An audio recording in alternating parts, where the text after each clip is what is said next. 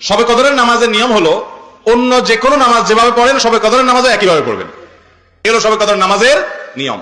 এমন কোনো কথা নাই যে শবে কদরের নামাজে প্রথম রাকাতে সূরা ফাতিহার পর অমুক সূরা এতবার পড়তে হবে, দ্বিতীয় রাকাতে ততবার পড়তে হবে, এরকম কোনো কথা কোরআন হাদিসে। এগুলা মন গড়া বিভিন্ন সিস্টেম, বিভিন্ন পদ্ধতির কথা, বিভিন্ন আপনার বাজারে নামাজ শিক্ষার বই নামে অনেক বই আছে, সব বই না, কিছু কিছু বই আছে, এইসব বইতে শবে কদরের নামাজ এত রাকাত, প্রথম রাকাতের এই নিয়ম, দ্বিতীয় রাকাতের ওই নিয়ম, এরকম বিভিন্ন কথা বলা আছে। এগুলো সব ভিত্তিহীন, মন গড়া, এগুলো কোরআন হাদিসে নাই। কোরআন হাদিসে লাইলাতুল কদরে অন্য রাতের মতো আপনি নামাজ পড়বেন, একটু লম্বা সময় নিয়ে পড়বেন। যে কোনো রাতের নামাজ, তাহাজ্জুদের নামাজ লম্বা সময় নিয়ে পড়তে হয়, দীর্ঘ রাকাত, দীর্ঘ রুকু, দীর্ঘ সিজদা, আস্তে আস্তে তেলাওয়াত, আস্তে আস্তে তাসবিহ, এবং সময় নিয়ে পড়বেন। দুই রাকাত করে পড়বেন। যে কোনো সূরা দিয়ে পড়তে পারেন, একবার পড়বেন না দুইবার পড়বেন, সূরা ফাতিহার পরে সূরা, এটা আপনার ব্যাপার। কোন সূরা নির্ধারিত না।